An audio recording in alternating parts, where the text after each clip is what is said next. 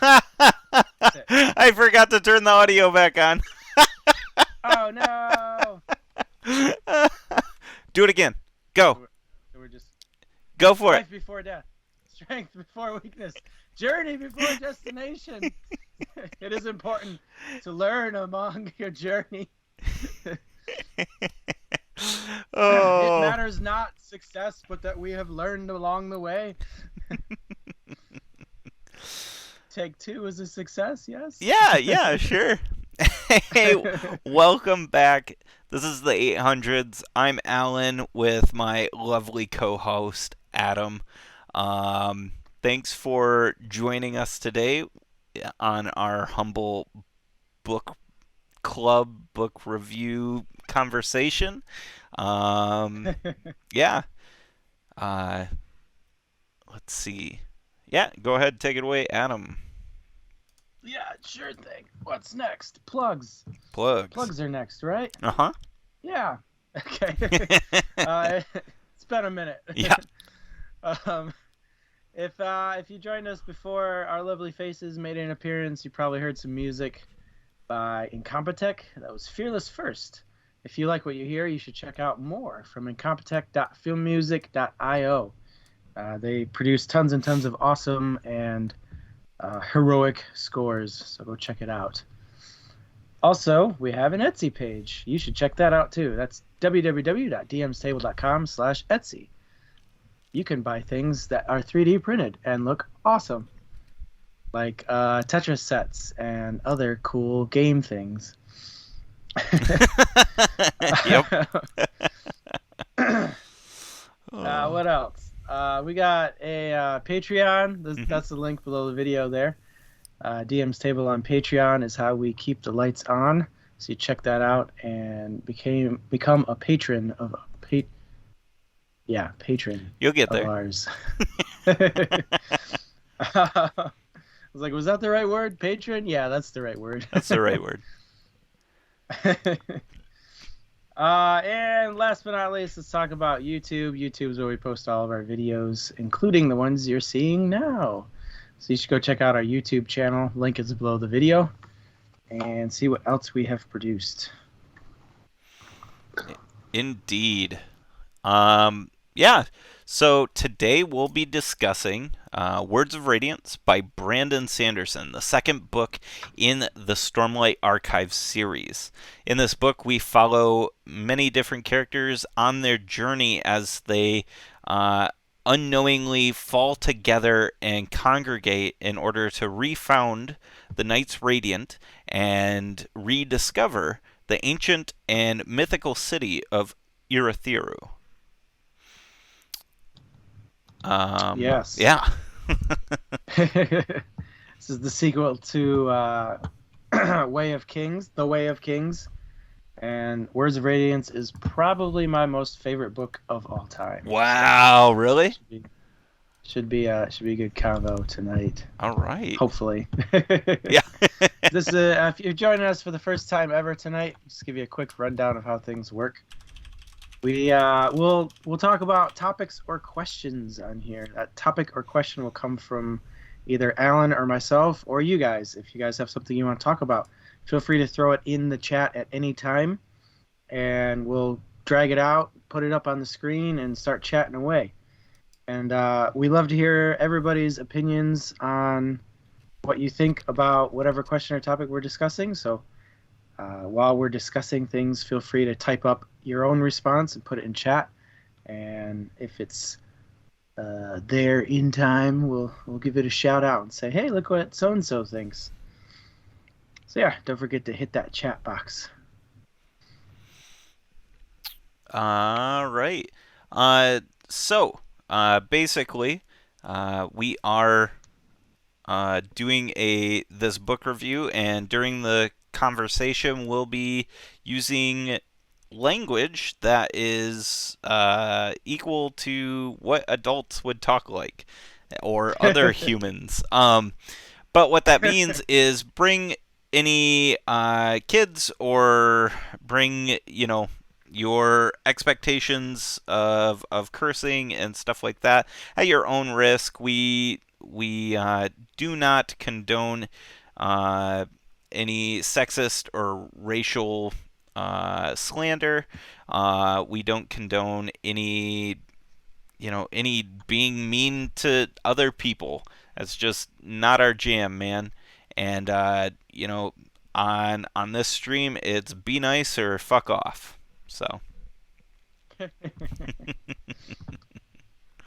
That was a very casual "be nicer, fuck off." it is. It is. It flowed smoothly there. Yeah. Yeah. Well, I've been working on it. I've had a lot of time to work on that. I'm trying to meet Alex's bar. But also give it my own spin. All right, with that, let's get the convo started.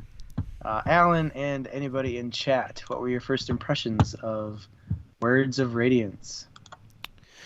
So this is my second time reading through Words of Radiance, and I have to say, I didn't remember a lot of it, which was great. I think I read through this like 6 or 7 years ago. I did remember all the spoilers, which was unfortunate for me, I guess. I mean, I still enjoyed it knowing the spoilers, so I guess what that tells me is first impressions on my second read through is this book is highly rereadable. And I think that's true for the first book, and I would expect the same for the other books. But this one especially was highly rereadable for me. I don't think I would have a problem reading it again in less than 7 years. So I Is I that the time span here? yeah, yeah, I do tend to hold like stories in my brain pretty good. So I mean, um, it's a big deal for me to find books that I don't mind rereading or re-experiencing, because usually once I get that experience, I'm done with that experience. Like rewatching movies, it just, I don't know, it's kind of boring. So this was a very exciting book. I think it shows out the gate. I think it shows Brandon Sanderson's command once again with his words, and yeah, it was great. How about you? Yeah, this is definitely not my first read through either. Probably close to double digits at this point, although I have lost track. So, but yeah, I don't suffer from the same affliction as you. I forget things easily, so every time is like almost like the first time.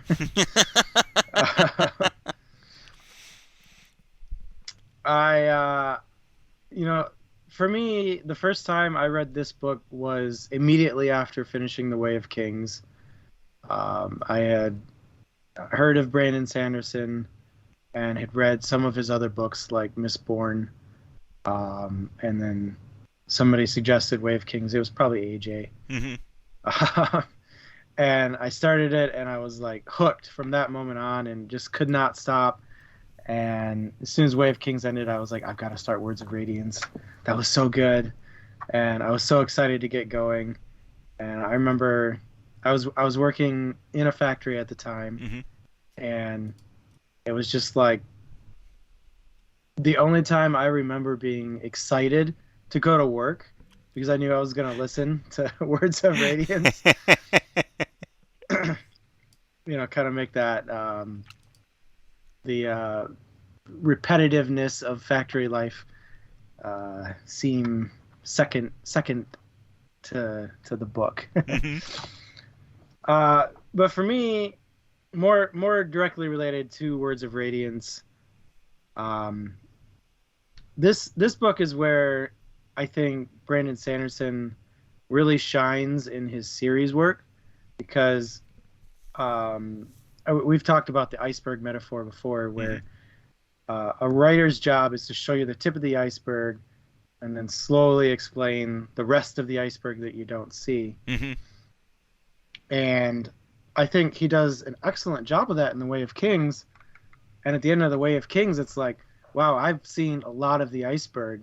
And then you start Words of Radiance, and it's like, no, No, no, you yeah, have not. yeah. There's so many, and he does like these casual mentions to things that I know will come up like in other like later books, and then also like Cosmere books too.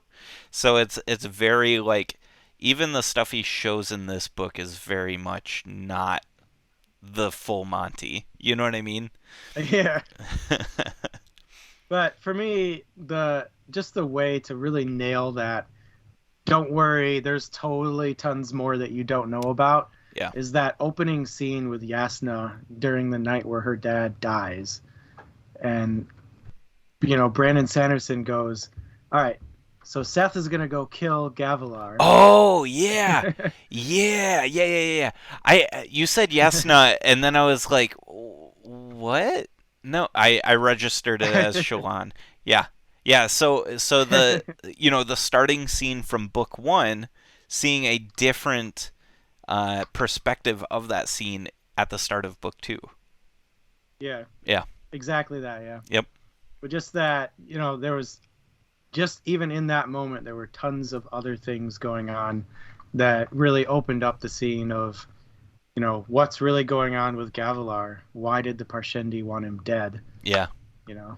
And it also started plot threads moving forward too, like things that circle around and like button up what happens with Yesna. You know what I Mm-hmm. mean? So Yep. yeah, it's very yeah. That was I agree. I agree. That's a good take of it. So yeah. So you wanna hop in feet first then? Sure. Okay. I want to ask you, um, what did you think of the lack of Kaladin in this book? It was very Kaladin heavy in book one, but I felt like book two, Kaladin shared a lot more screen time with Shalin, right? Is Shalin? Shalon. Shalon. Uh, uh, Shared a lot of screen time with Shalon, and I would almost venture to say that he got less screen time than like Dalinar and Shalon combined. Whereas in the first book, I would almost argue that he had more screen time as a person than Dalinar and Shalon. So what are your thoughts on that? Do you agree with that statement? How did you feel about that? What where are you at on that? Yeah, I think that's definitely accurate. Somebody, I don't have it in front of me, but somebody did break down percentage of point of views and percentage of like word counts Mm-hmm. per character that each character gets per book and overall. Mm-hmm. And while Kaladin definitely gets the largest percentage overall, this book is very much Shalon's book. Yeah. And I think a big part of that is because Kaladin took a giant leap in book one when he was like, okay, I'm not going to abandon people. Mm-hmm. I'm going to stand for others and I'm going to protect them. Mm-hmm. And he got over the fact that for him that meant uh, the oppressed. And I think at the end of book one, obviously he figures out, okay, it doesn't just mean dark eyes. It doesn't just mean slaves. It means anybody I see. Mm-hmm. So in book two, he kind of has to sit there and mentally struggle with that and really reaffirm in his mind what that means. So Or there's not a lot understand for him. even what those feelings are. Yeah, Yeah. exactly. Yeah. I mean that was a big struggle of his character arc in this book, right? Is like understanding where those feelings come from and how do those feelings actually fit into the situations he's getting himself in. With Moash and stuff like that. his original feelings, relearning what that actually means and finding the core of what that means, and then in the end, speaking what that means. But yeah, Yeah. yeah, So yeah, I think a large chunk of his narrative in this book is just mental, not physical. He's processing, he's trying to come to terms with it. Where Shallan obviously has a long journey ahead of her and a lot to do to get there. a lot, a lot. Yeah, yeah. I And Go ahead. just to wrap up here too, like for me, I didn't really enjoy Shallan's arc in Way of Kings. Oh, okay, I found it fairly boring and okay, inactive. okay. And something I thought that really made this story become more of a multi-perspective story for me was that Shallan's story was more drawn out and more interesting in Words of Radiance. Yeah. I so Interesting enough. So I didn't actually get to do um, Way of Kings when the 800's did it. Way, I think it was our first like official book. Um, Yeah. I didn't get to do that with you guys, so I was kind of going off of memory during that show. But like in uh, I just read it, and that was something that I felt I had remembered back in my original read being like, I can't wait to get back to Kaladin's story. Like every time hmm it cut perspectives, I was like, man, can't wait for Kaladin to come back. Why did we have to stop right there? Uh, uh, and I could see that perspective of her being like her story being kind of boring. But for whatever reason, this recent read through of Way of Kings, I was like, wow, that is super interesting. Like it felt like setup, right? And maybe part of me just knew where Shallan was going, so it was like, okay, cool. But I think you're absolutely right. Like this book was exceptionally necessary because I didn't have like her perspective being what it was very necessary because I didn't have those situations in this book where I was like, damn it, just get back to this character's perspective. It was more like he fine-tuned the perspective shift more and what story he tells in that perspective to a point that it felt more like fluid and you could feel the characters like coming together. You know what I mean? Like in book 1 it felt like they were so far apart. But like in book 2, they started doing this like tighter helix, right? Like Shallan, she gets engaged to Adolin. Uh, uh, the bridgemen become personal guards of Dalinar and his family, and eventually the king. And Dalinar eventually comes to terms with his visions, sharing them with Navani, and then it gets leaked out. So like those characters, they spun tighter and tighter together in book 2, and that made each perspective very interesting because they were, in my opinion, better connected than the previous book. So I didn't Yeah. in this book I didn't miss Kaladin's perspective, and I agree. I think him being off camera, so to speak, is probably best because he had mainly just internal struggles, and it felt kind of natural because it felt like he was in a day-to-day motion. You know what I mean? Like he was on guard duty. He's managing the personal guard and all the bridgemen, and he's trying to reestablish this culture or put in this culture into the bridgemen. But we don't need a ton of screen time to do that. We can just say, okay, it's happening behind the scenes. What is Dalinar and what is Shallan doing? I especially like that Dalinar got more time in Words of Radiance. You know, his story really starts developing in this, especially with the more understanding of his visions, Hmm. and while he's trying to find his role among the high princes and the king.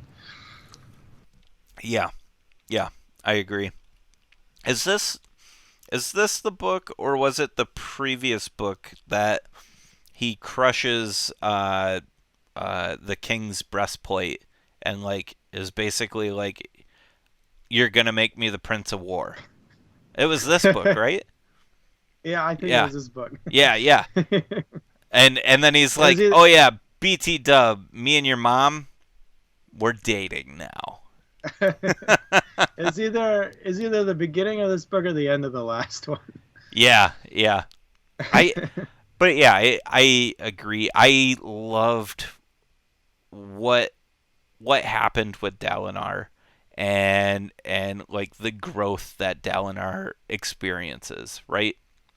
And like the whole refounding the knights and all that cool stuff. I don't know.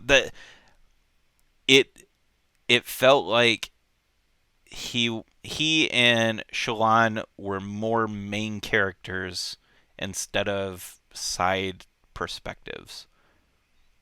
So, Yeah, Way of Kings I think broke down to like half Kaladin, okay. and then his backstory, and then everybody else. Yeah. And I think this one's more like 20% Dalinar, 30% Shallan, Shallan's backstory, Mhm. 20% Kaladin. Mhm. Yeah. That makes sense too. So, yeah. Well, your turn. Go for it. Okay, mouse, please work. Let's see here. What?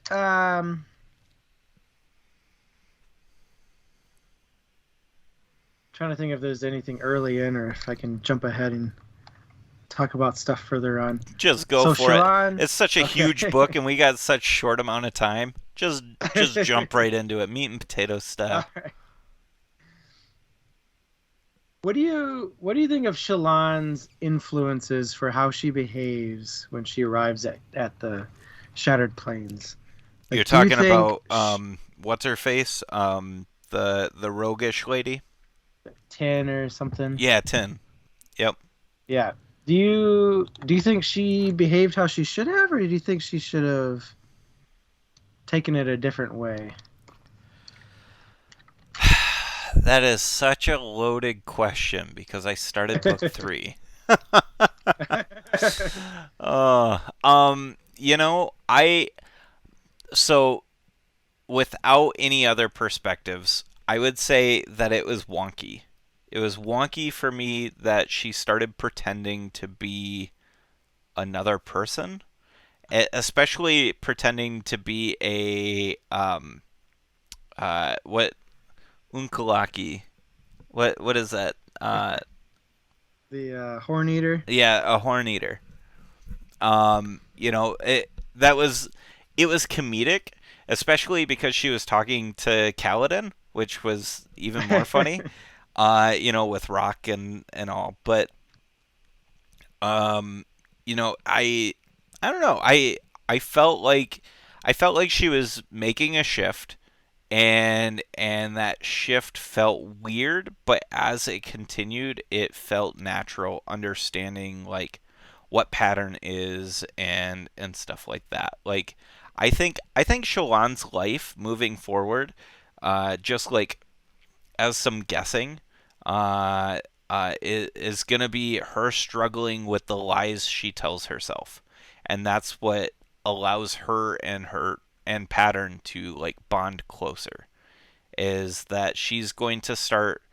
I I'm not far enough in book 3 to know anything specific on like if I'm talking the truth or not, but like she seems like where Brandon's going to go with her is she's going to start getting wrapped up in that I'm an actor and I don't know who I am kind of feeling. And those lies that she uses are going to become things that strengthen her and allow her to grow moving forward, but it will also, I'm guessing, cause some sort of conflict. He foreshadowed it in a scene with Shallan and Adolin, where she was getting ready and she was like, "Why don't I plump my bosom? Or why don't I do that? Women put on makeup all the time. Why not alter, my height or whatnot?"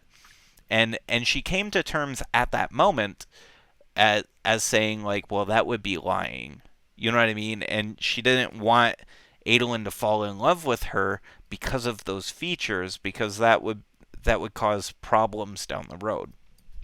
And I think that's Brandon Sanderson doing some very crafty foreshadowing of like, she can't handle whatever happened with her past, and she starts hiding in those lies and those, you know what I mean?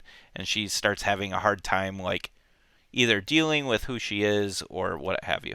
I'm getting really into like what might happen to her, but I think where I'm really like getting after is it was necessary, but it felt weird at the time that she was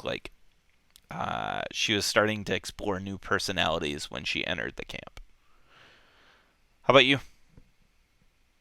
Yeah, I think the reason why I bring up that specific moment is because it's the moment where we really see that Shallan, like we get hints and moments of it before, but Shallan goes with the flow and Mm-hmm. does whatever is necessary. Like improv style. Yeah. Yep. And in order to do that, she has to be like an absolutely phenomenal liar. Yeah. Do you think the stormlight helps with those lies? That's a good question because we we know from like Kaladin that it doesn't provide skill, but it does enhance his physical attributes. Right. It allows him to move quicker and hit stronger. Right. But he has the all the fighting skill is him alone. Uh-huh. Um,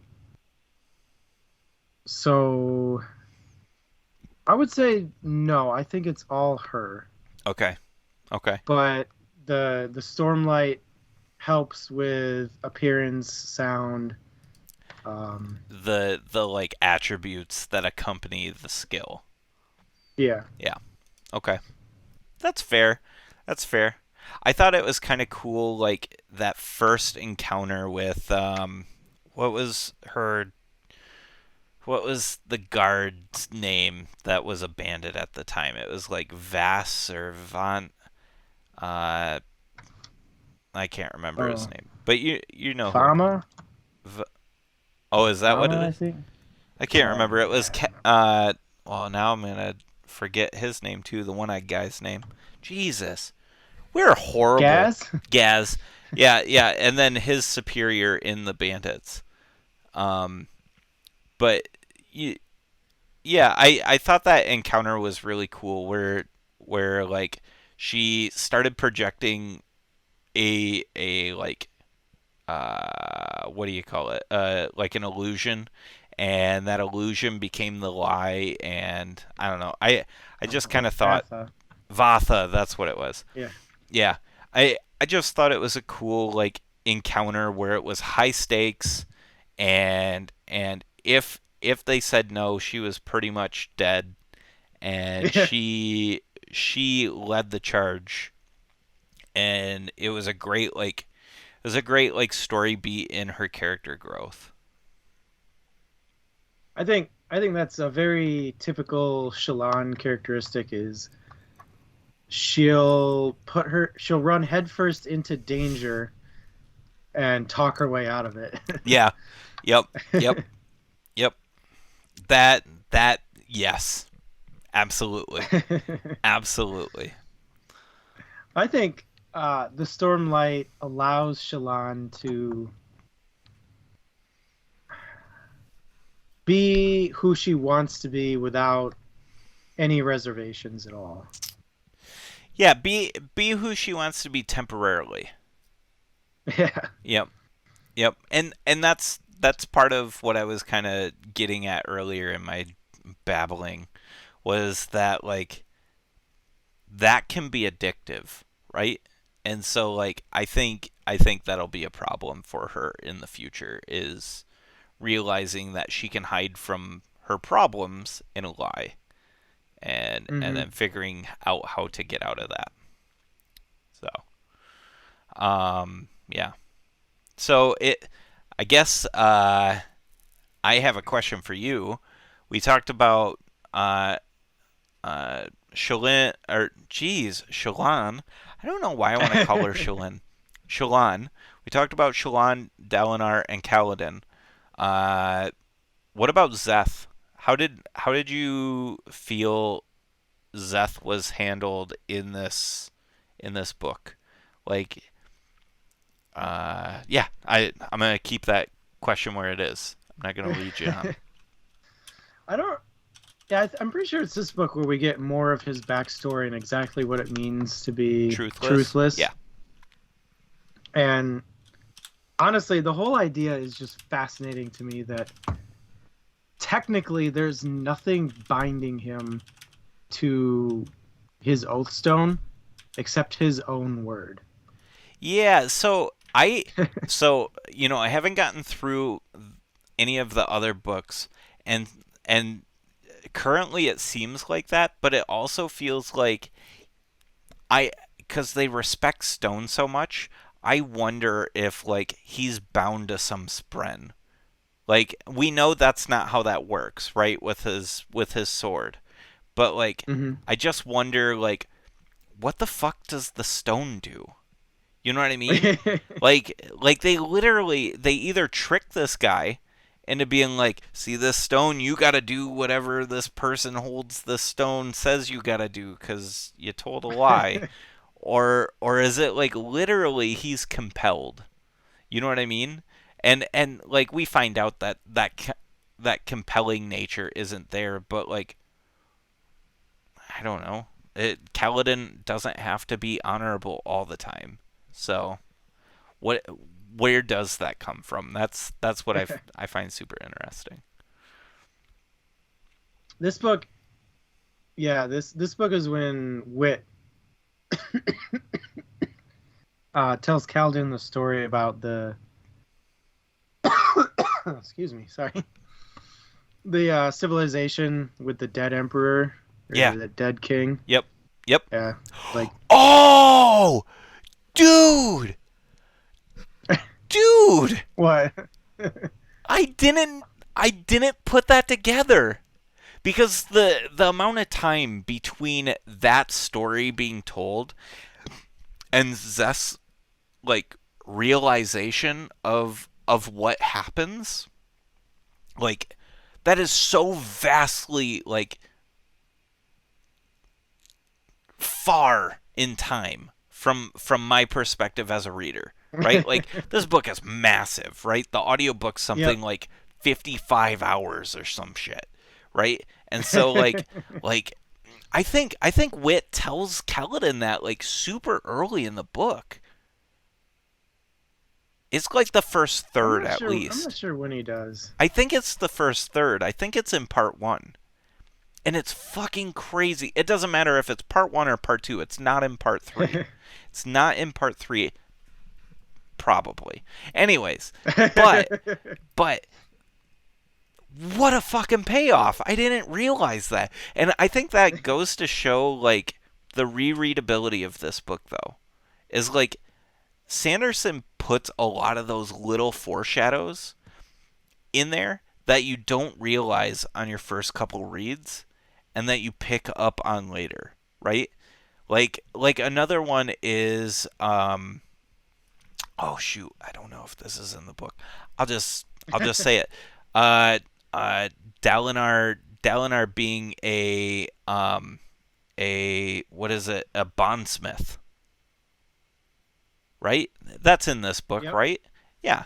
Yeah. Totally happens at the very end. Yep. Yep. Okay. Okay. It's so hard with these books to know what Yeah. bleeds into where, but like in the book I picked up on it. In the book though, it talks about like bondsmithing and stuff like that, or it mentions bondsmith stuff during the start bit when it's like a scripture from the Words of Radiance or whatever, and then Hmm. it talks about Dalinar, and I was like, ooh, Dalinar doesn't have a spren. Does that mean like because he's all wrapped up in this, and everybody's obviously circling together with somebody? Does that mean he's a bondsmith? And we know now that he's got a spren and all that stuff, but like big fucking spren. But yeah, yeah, Big fucking the biggest, the the biggest biggest spren, friend. the biggest spren. But yeah, like I picked up on that. I wasn't sure what a bondsmith was, and I still don't know what a bondsmith is. Um, so I'll be interested to see what that means. Yeah. There's a lot to talk about that, but that's an Oathbringer That's okay, conversation. So okay, okay. So I'd say so. Well, I guess did you answer my question? How did you feel about? uh yeah, I was kind of leading up to that with like the story about the kingdom Yeah, with the dead king and stuff. It's like I feel like Seth's story in this was how far can he go? How far will he go before he says, "Oh shit, it's on me. yeah. I done fucked up. I should stop." Mhm. Mhm. And for me, I cannot believe that the moment that he fights Kaladin and they fall to the ground and he's all like, "You're a surge binder. How the fuck?" And Yeah. Kaladin's like, "Yeah, I'm a surge binder." And how did he not instantly go, "I'm not truthless. I don't have to do this shit." Yeah, exactly. I felt the same way. I felt like that fight was kind of drawn out because of that. Because in my opinion, from how Zeth was written, I don't think he would have been like I don't think he would have been like, "No, you're lying to me somehow. You must have a sword like I do." You know, I don't think he would have been like that. I think he would have been like, I need to fucking kill that guy, and then just bounce and go to King Taravangian. You know what I mean? Like, Yeah. yeah, yeah, I think the only reason he swallowed Taravangian's lies about Kaladin having an honor blade mhm, is because of like what we learned from Wit's story about like the people who just couldn't live with what they had right, done. Like he could not accept that it was on him that he murdered all those people. right, yeah, yeah. I enjoyed Zeth's story because it he was a great tragic character. You know, the Yeah. whole like I hate you for not being able to kill me, and so because you're incapable of killing me, you are effectively murdering these people. You know what I mean? Like when he takes down that one king who's got all the half shards, and Yeah. he's like, "You invited all of these people to a banquet. You allowed them to die because you Yeah. you decided to party today of all days." Yeah, I don't know. I thought it was a great tragic character, and in the end, I was pretty excited with like what happens. I want more about like how did he get resurrected, but yeah, it was cool for him to find what I assume is a herald. I think he said it was a herald, right? He introduced himself as Jack. something. I can't remember the Yeah. name. Doot doot doot doot. Wasn't it on here? I thought so. But yeah. But yeah, Yes. No. No. No. totally a Yeah. herald. Yep. Yeah. I can't remember his name. I thought it started with a J, but maybe not. But yeah, the herald who founded the Stormbreakers. So yeah. Okay, I'm gonna stop looking at it and Okay. just staring at my screen. Okay. Okay. Yeah, one thing I love about Brandon Sanderson as an author is Seth is totally the villain of book one, and he's totally not a hero in book two, and he still goes through the hero's process of change Yeah. and learning about himself and accepting the change in the end Yeah. and allowing Kaladin to kill him. Yeah. I think he, because I don't think he's an anti-hero. I think you're right in saying that he's not a hero, and I don't know that he's a villain. I would consider Zeth to be neutral, and those who wielded him to be the villainous people. You know what I mean? He felt like more of the sword and less of a person. Like his actions weren't his own type thing, and so it was a great like tragic story seeing someone experiencing these atrocities and try to realize them, right? Try to reconcile with who he is and what it means to be truthless. I thought it was kind of funny though. He had found Urithiru and everybody's like, "Where the hell is it?" And he's just he's he's literally just like sitting up there like just watching the world, just chilling. So, yeah.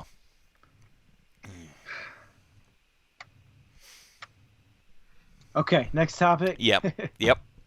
Hit me. Oh, gosh darn keyboard. What? Dalinar's fight with his sanity. Oh, like What did you think struggling with. about? Hmm. What did you think about Dalinar's sanity struggle? Yeah, like struggling with what is real and what's not. I can I can I don't want to say sympathize or empathize. I don't remember which is which.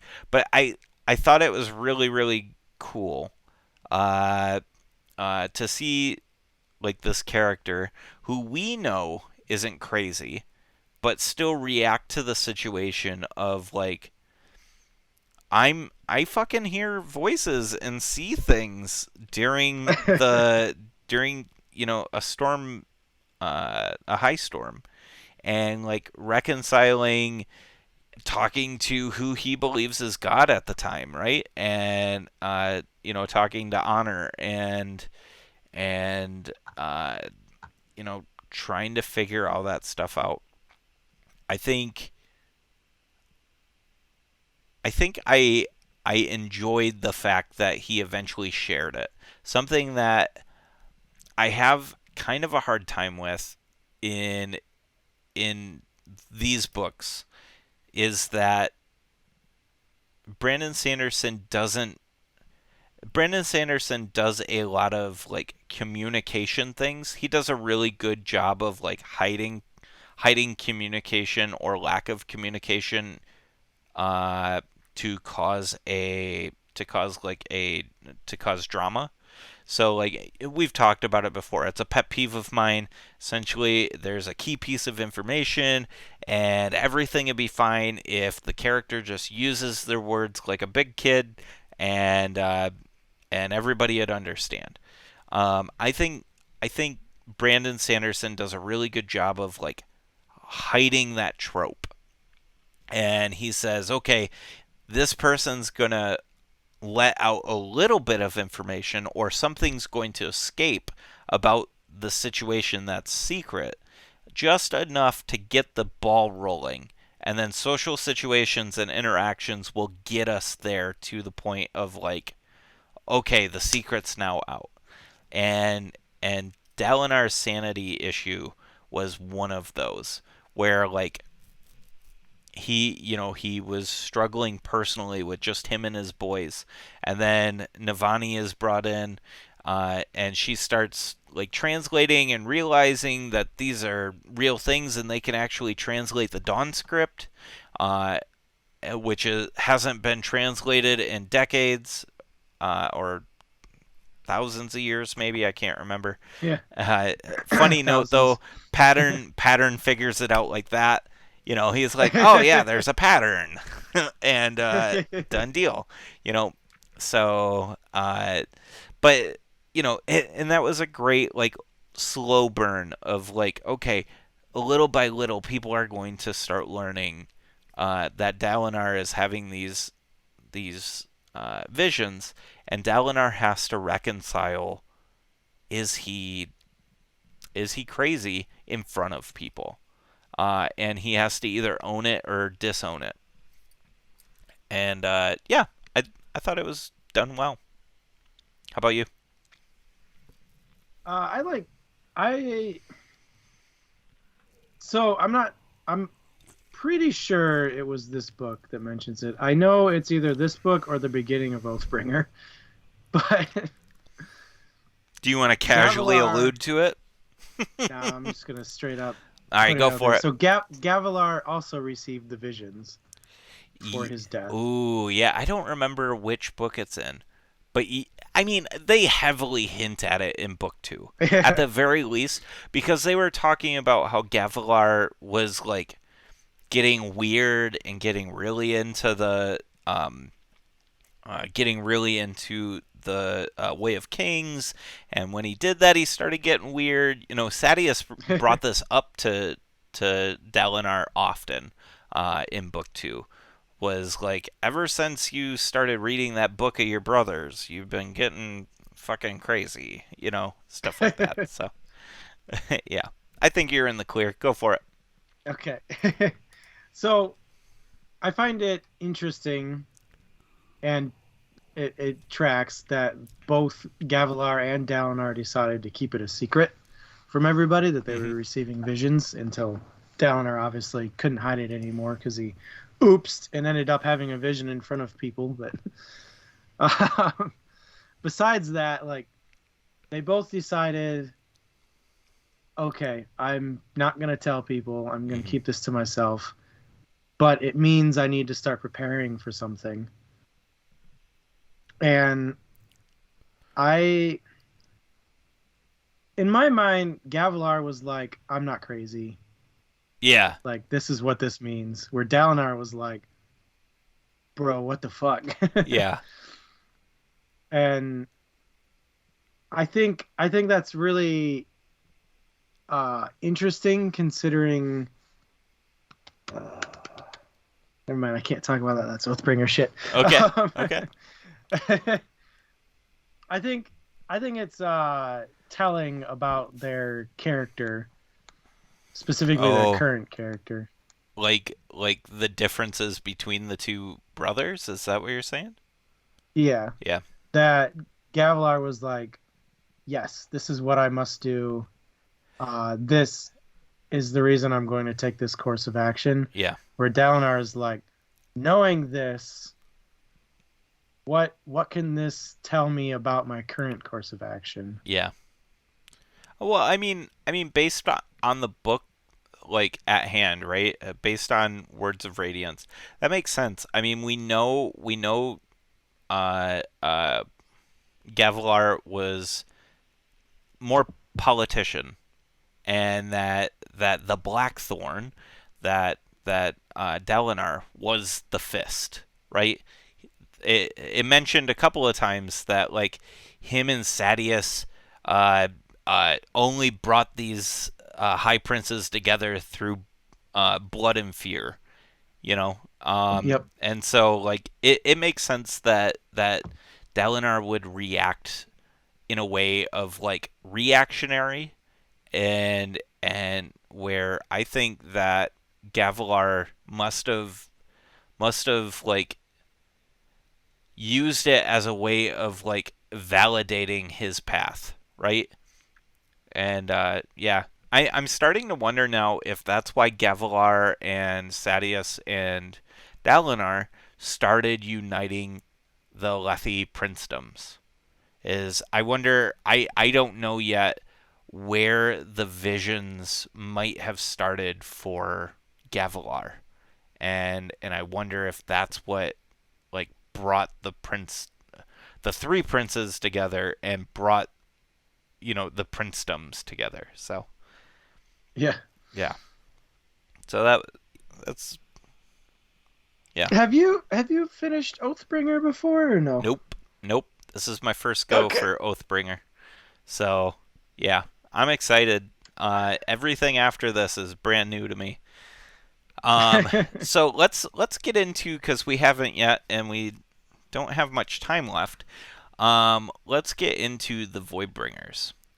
What did you think of the new perspective of the Parshendi and having the female or yeah, the female shard bearer?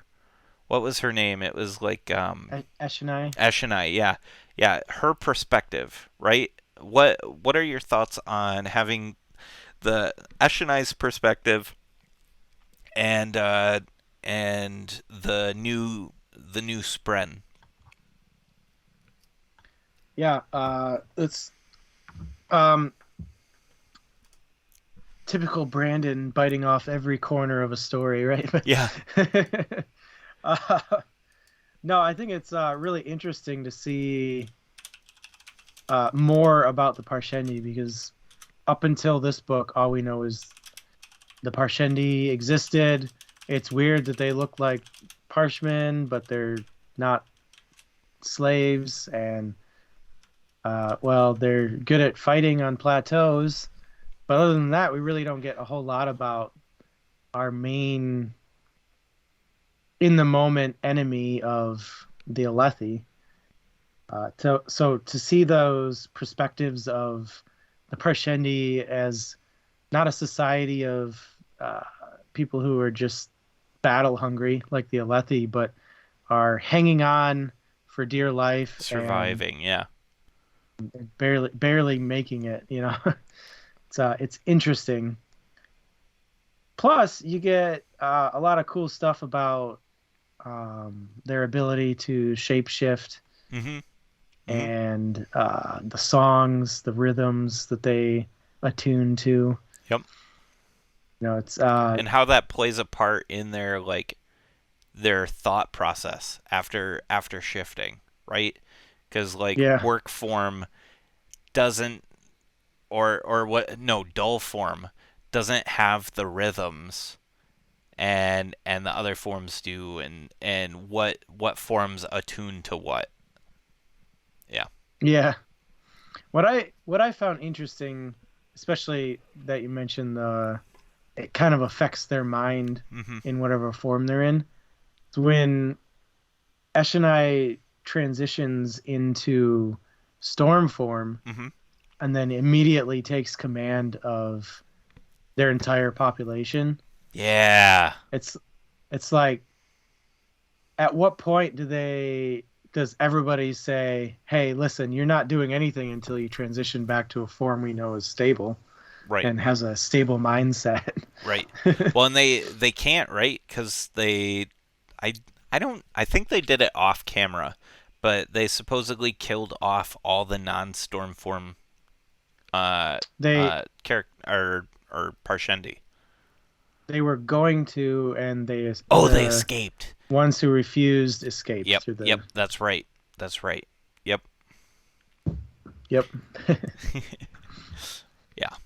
Yeah, I enjoyed the perspective a lot because it gave more to the world, right? So like something that you get bogged down in pretty quickly in this book is political like intrigue. There's a ton of political intrigue in this book, and something that really helps like take a step back from that political intrigue, at least from the Lethe side, which is more political and less like social intrigue, is getting this perspective of the Parshendi and the Parshmen, right? Like getting this perspective of who this enemy is, and they're no longer shown as like these fighting blobs out on the plains, right? Now we have like a name and faces to associate to these bad guys, and we find out that they're not actually bad guys, right? We find out why they murdered King Gavilar, and that we find out like kind of how they felt about all of that, and how they feel about their gods and the oppression that they felt or that they had from there. Um, so I thought it was really, really cool, and like you said, just biting off more of like the story bit by bit, uh, getting all that background. Um, yeah, it was a great perspective. I think the like showing the mental shifts between the forms really lends to like the whole void bringer mentality, right? Like the whole like, oh my god, how could these things commit atrocities that would have happened during the desolation? And it makes sense now that with their bond with what I assume is like a hate spren, uh, or a vengeance spren or something. Those sprens have like these like feelings associated to them. It feels like they are like permeated with hate, and it makes sense that they would try and destroy everything, as if this is like a Voidbringer form, or if Storm form is what the Voidbringers were. It's really cool to see that they, either the Lethe or humans in general, kind of stripped the Parshendi from, like, stripped these forms from the Parshendi, creating the Parshmen, or they did it to themselves. I think that's really cool too. That was, at least that kind of makes sense on how it de-escalated in the last desolation. Yeah. It's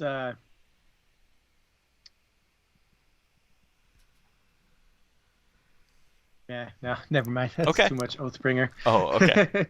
It is so tough. It's Yeah, tough to talk about these books outside of themselves. These books are, they're so big in general, right? The books are so big in general, and then on top of that, the overarching story is so big.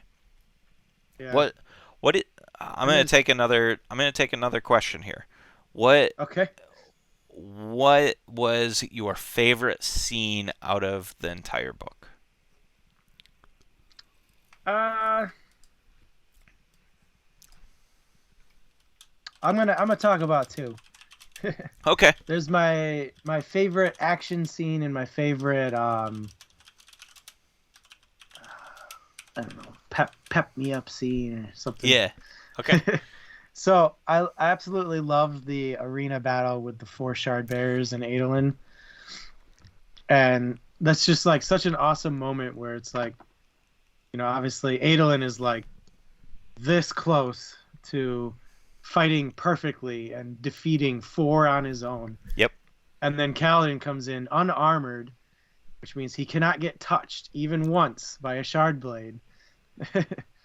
And manages to not even hold his own, but take out two of the four practically on his own.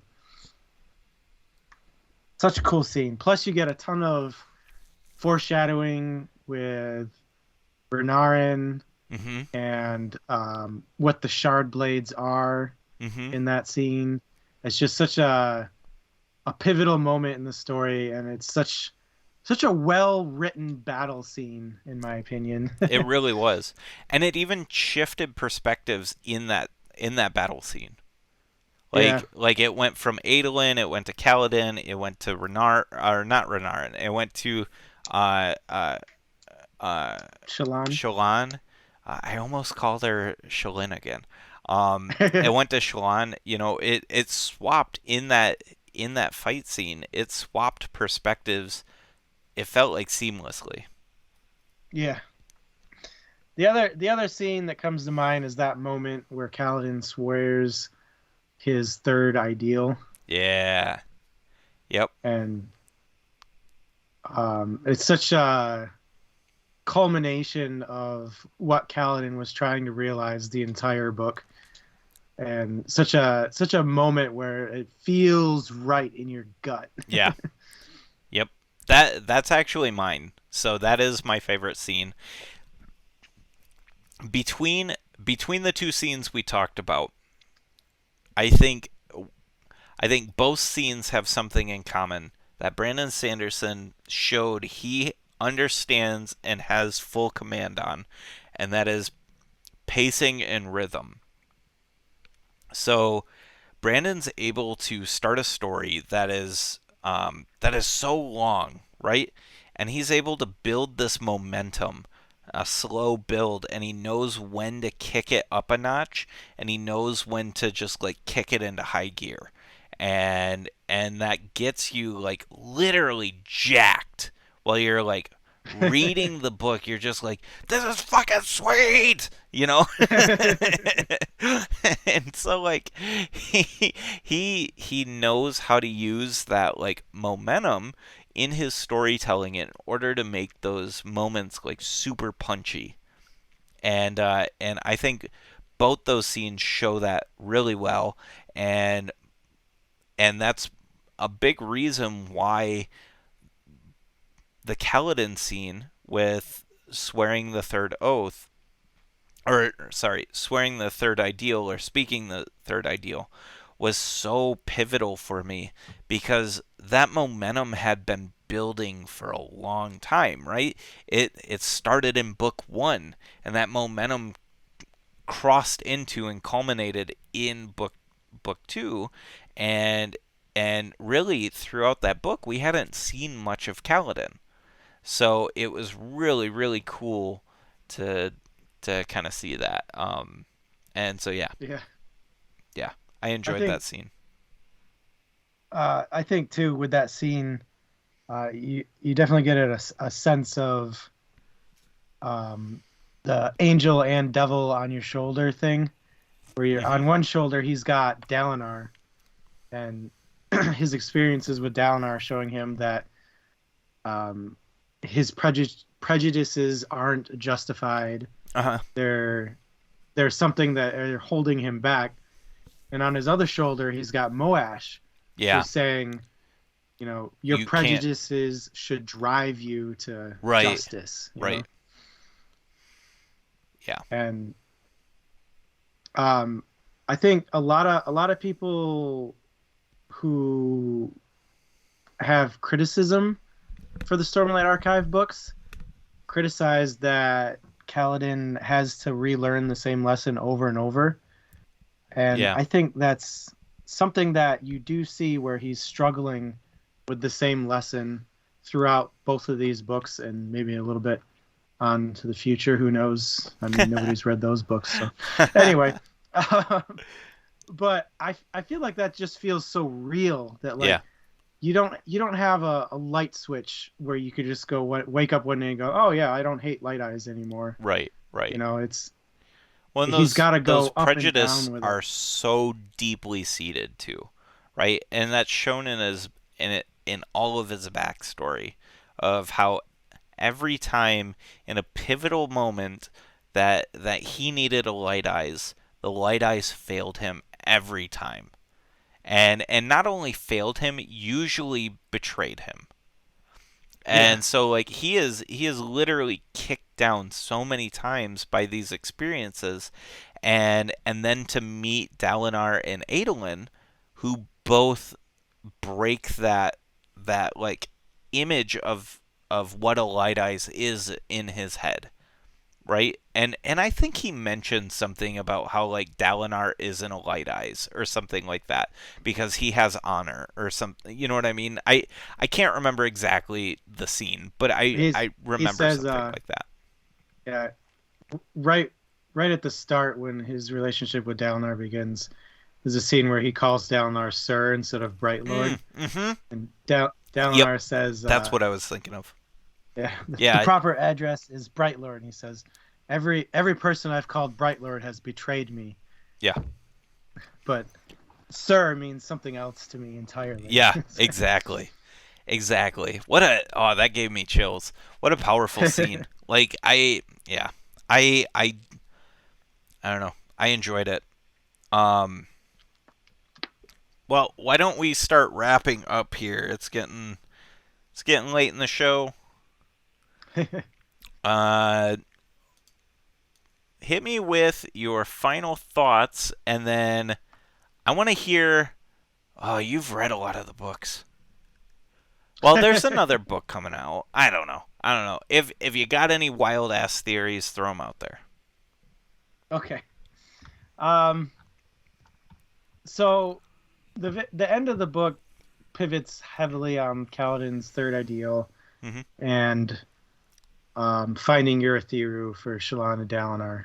Mhm. Uh, for me, I absolutely. I mean, we just talked about the scene with Kaladin, but um, that that moment I think was made even more powerful by the fact that it wasn't driven by his desire to progress as a Knight Radiant. It Mhm. was driven by the desire to do right, and um, that transitions this book from an entertaining read to an epic read where it's not just about being entertained for a while, but about more, more about morality and learning things that you can use in your own life outside of the book. Mhm. And that scene, particularly for me, really drove home kind of the entirety of this book, and that it's more than just a fun read, but more about what you can take away from it as well. Um,